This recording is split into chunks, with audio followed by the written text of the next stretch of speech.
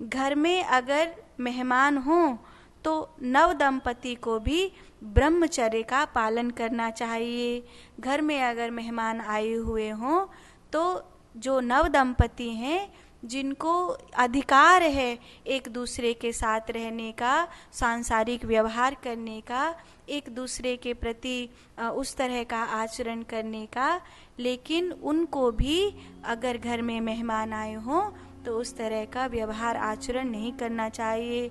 आजकल तो पिक्चरों में, जैसे अभी जो पिछले दशक की पिक्चरें आई थी, उनमें तो बहुत ज़्यादा हीरो हीरोइन को इस तरह दिखाया गया, कहीं पर भी गले मिल रहे हैं, कहीं पर भी उस तरह का व्यवहार कर रहे हैं, छोटे छोटे कपड़ों को पहन करके डोल रहे हैं। तो हीरो हीरोइन का, पिक्चर में तो खाली हीरो हीरोइन होते हैं, बाकी दुनिया तो बेवकूफ़ होती है। लेकिन तुम्हारी जो जिंदगी है वो पिक्चर नहीं है, तुम्हारी जिंदगी वास्तविक है। इसमें सबके होने का अस्तित्व है, इसमें समाज के होने का अस्तित्व है।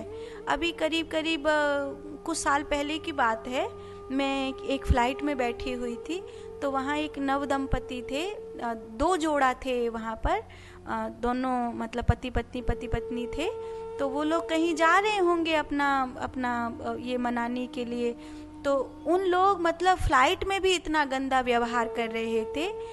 जो चीज़ें उनको अपने पर्सनल बेडरूम में करनी चाहिए वो चीज़ें वो सबके सामने दिखा रहे थे। फ्लाइट से उतरते समय सीढ़ी पर उस तरह के फ़ोटो भी खींच रहे थे, उस तरह का अपनी सीट पर बैठकर बातें भी कर रहे थे, व्यवहार भी कर रहे थे। सच बोलूं तो अपनी मर्यादा को न छोड़ते हुए, अपनी भाषा पर नियंत्रण रखते हुए बोलूं तो ऐसा लग रहा था जैसे एक कुत्ता हो और वो किसी अपनी कुतिया के पीछे बावला हुआ पड़ रहा हो। इस तरह से एक शरीर की भूख दिखाई दे रही थी। लग ही नहीं रहा था कि ये मनुष्य है, ऐसा लग रहा था सूकर कुकर है। यही चीज़ें जो फिल्मों में देख देख कर आजकल बढ़ाई गई है। शास्त्र कहता है कि अगर घर में मेहमान आए हों तो नव दंपति को भी ब्रह्मचर्य का पालन करना चाहिए। ये स्मृति का मत है। तो इसका अर्थ ये है कि समाज में अन्य लोगों के मध्य अगर आप सूकर कुकर आदि की तरह व्यवहार करते हैं, कुत्ता कुकरा की तरह व्यवहार करते हैं, तो इस बात पे प्रश्न चिन्ह लग जाता है कि आप मनुष्य हैं भी या खाली परमात्मा से गलती हो गई कि आपको भगवान ने मनुष्य बना दिया है। और ये वो जो टीवी पर दिखा रहे हैं वो तो कपड़ा उतारने का पैसा ले रहे हैं, वो तो गंदी चीज़ें दिखाने का पैसा ले रहे हैं, और आप उनको ये करके अपनी शीलता को, अपनी मर्यादा को नष्ट कर रहे हैं, जो आपके लिए अच्छा नहीं है। इसलिए ध्यान रखिए, शाम के समय झाड़ू लगाना अशुभ होता है। दिन मुदे एकदम जब सूर्य छुप रहा होता है उस समय झाड़ू लगाना अशुभ होता है। तो एकदम दिन मुदे खन शाम को झाड़ू घर में नहीं लगानी चाहिए। दूसरा, फूंक मार कर दिया बुझाना अशुभ होता है। किसी सौभाग्यवती नारी को और किसी भी कन्या को फूंक मार कर दिया नहीं बुझाना चाहिए, ये अशुभ होता है। अगर ऐसे कोई आपके घर में बेटी बहू करती दिखाई दे तो बड़े बूढ़े लोग पहले तुरंत टोका करते थे कि बेटी फूंक मार कर दिया नहीं बुझाते। अपनी बहू को बताते थे बेटी फूंक मार कर दिया नहीं बुझाते, उसको हाथ के झाले से बुझाते। आपने कभी देखा होगा भगवान के मंदिर में आज भी माताएं अगरबत्ती जलाती हैं तो वो कभी भी ऐसे फूंक मार कर नहीं बुझाती हैं, उसको हाथ के झाले से ही बुझाती हैं। ऐसे घर में कभी दिया बुझाना है, मोमबत्ती बुझानी है, जैसे पहले के समय में तो लाइट का इतना वो नहीं था, तो ज़्यादातर घरों में दिए जलते थे, लैंप जलती थी, मोमबत्तियाँ जलती थी, इस सब से ज़्यादातर काम करना पड़ता था। अभी तो लाइट घर घर पहुँचने लग गई है, लेकिन अब जैसे कोई भी दिया हो, मोमबत्ती हो, अगरबत्ती हो, धूप बत्ती हो, उसको कभी फूंक मार कर बुझाना नहीं चाहिए, हाथ के झाले से ही हमेशा उसको बुझाना चाहिए। जैसे अंग्रेज़ों ने आपको सिखाया कि जिस दिन जन्मदिन हो उसी दिन मोमबत्ती को फूंक मार करके बुझाओ, तो ये बहुत बड़ा अपशगुन है कि आप अपने ही जन्मदिन पर किसी जलते हुए दिए को फूंक मार करके बुझा रहे हैं। तो ये अपशगुन आप ना करो, ये ध्यान रखने जैसी चीज है। तीसरा, बिस्तर पर और रसोई की स्लैब पर तथा पूजा घर में कभी भी झाड़ू से सफाई नहीं करनी चाहिए, हमेशा किसी कपड़े से सफाई करनी चाहिए। बिस्तर पर झाड़ू लगाना उस बिस्तर पर सोने वाले व्यक्ति के लिए अकाल मृत्यु का कारण बनता है। रसोई की स्लैब पर झाड़ू लगाना उस घर की अन्नपूर्णा माने उस घर की संपत्ति को नाश करता है। और पूजा घर में झाड़ू लगाना उस घर की श्री यानी सम्मान को नष्ट करता है। तो इन जगहों पर कपड़े से सफाई करनी चाहिए, झाड़ू का स्पर्श नहीं कराना चाहिए। चौथी बात, भोर में गायत्री मंत्र और महामृत्युंजय मंत्र सुबह सुबह सबसे पहले आप ये 2 करो। कम से कम 5 बार गायत्री मंत्र का जाप करो और 5 बार महामृत्युंजय मंत्र का जाप करो। आपकी बहुत सारी विपत्तियां जो प्रारब्ध जनित हैं उनका नाश हो जाएगा। ऐसा इतना इन मंत्रों में सामर्थ्य होता है।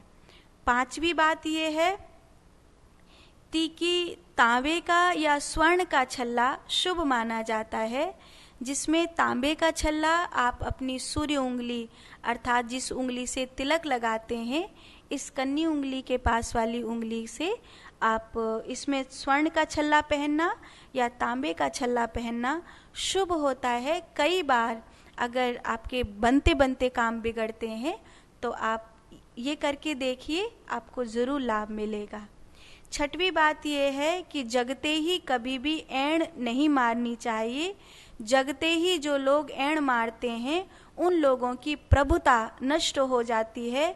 उन्हें दूसरे के सामने हमेशा गिड़गिड़ाने वाला ही बनना पड़ता है।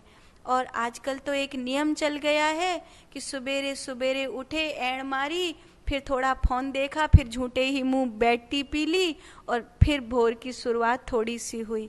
ऐसा नहीं होना चाहिए। ऐसा करने से प्रभुता नष्ट हो जाती है। 7वीं बात, घर में अगर मेहमान हो तो नव दंपति को भी ब्रह्मचर्य का पालन करना चाहिए। घर में अगर मेहमान आए हुए हों तो जो नव दंपति हैं, जिनको अधिकार है एक दूसरे के साथ रहने का, सांसारिक व्यवहार करने का, एक दूसरे के प्रति उस तरह का आचरण करने का, लेकिन उनको भी अगर घर में मेहमान आए हों तो उस तरह का व्यवहार आचरण नहीं करना चाहिए। आजकल तो पिक्चरों में, जैसे अभी जो पिछले दशक की पिक्चरें आई थी, उनमें तो बहुत ज़्यादा हीरो हीरोइन को इस तरह दिखाया गया, कहीं पर भी गले मिल रहे हैं, कहीं पर भी उस तरह का व्यवहार कर रहे हैं, छोटे छोटे कपड़ों को पहन करके डोल रहे हैं। तो हीरो हीरोइन का पिक्चर में तो खाली हीरो हीरोइन होते हैं, बाकी दुनिया तो बेवकूफ़ होती है। लेकिन तुम्हारी जो जिंदगी है वो पिक्चर नहीं है, तुम्हारी जिंदगी वास्तविक है। इसमें सबके होने का अस्तित्व है, इसमें समाज के होने का अस्तित्व है। अभी करीब करीब कुछ साल पहले की बात है, मैं एक फ़्लाइट में बैठी हुई थी, तो वहाँ एक नव दंपति थे, 2 जोड़ा थे वहाँ पर, दोनों मतलब पति पत्नी थे। तो वो लोग कहीं जा रहे होंगे अपना ये मनाने के लिए, तो उन लोग मतलब फ़्लाइट में भी इतना गंदा व्यवहार कर रहे थे। जो चीज़ें उनको अपने पर्सनल बेडरूम में करनी चाहिए वो चीज़ें वो सबके सामने दिखा रहे थे। फ़्लाइट से उतरते समय सीढ़ी पर उस तरह के फ़ोटो भी खींच रहे थे, उस तरह का अपनी सीट पर बैठकर बातें भी कर रहे थे, व्यवहार भी कर रहे थे। सच बोलूं तो अपनी मर्यादा को न छोड़ते हुए, अपनी भाषा पर नियंत्रण रखते हुए बोलूं तो ऐसा लग रहा था जैसे एक कुत्ता हो और वो किसी अपनी कुतिया के पीछे बावला हुआ पड़ रहा हो। इस तरह से एक शरीर की भूख दिखाई दे रही थी। लग ही नहीं रहा था कि ये मनुष्य है, ऐसा लग रहा था सूकर कुकर है। यही चीज़ें जो फिल्मों में देख देख कर आजकल बढ़ाई गई है। शास्त्र कहता है कि अगर घर में मेहमान आए हों तो नव दंपति को भी ब्रह्मचर्य का पालन करना चाहिए। ये स्मृति का मत है, तो इसका अर्थ ये है कि समाज में अन्य अन्य लोगों के मध्य अगर आप सुकर कुकर आदि की तरह व्यवहार करते हैं, कुत्ता कुकरा की तरह व्यवहार करते हैं, तो इस बात पे प्रश्न चिन्ह लग जाता है कि आप मनुष्य हैं भी या खाली परमात्मा से गलती हो गई कि आपको भगवान ने मनुष्य बना दिया है। और ये वो जो टीवी पर दिखा रहे हैं वो तो कपड़ा उतारने का पैसा ले रहे हैं, वो तो गंदी चीज़ें दिखाने का पैसा ले रहे हैं, और आप उनको ये करके अपनी शीलता को, अपनी मर्यादा को नष्ट कर रहे हैं, जो आपके लिए अच्छा नहीं है। इसलिए ध्यान रखिए। 8वीं बात यह है कि झूठे मुंह कभी भी सोना नहीं चाहिए और झूठे मुंह कभी भी यात्रा नहीं करनी चाहिए। जैसे कई बार आप गाड़ी में बाई रोड सफ़र कर रहे हैं और आपने कहीं रुककर चाय पी है और सीधा बैठकर गाड़ी में चल दिए, तो कहीं ना कहीं अपशगुन होता है। आपको कुल्ला ज़रूर कर लेना चाहिए। झूठे मुंह सोना और झूठे मुंह यात्रा करना ये शुभ नहीं होता है।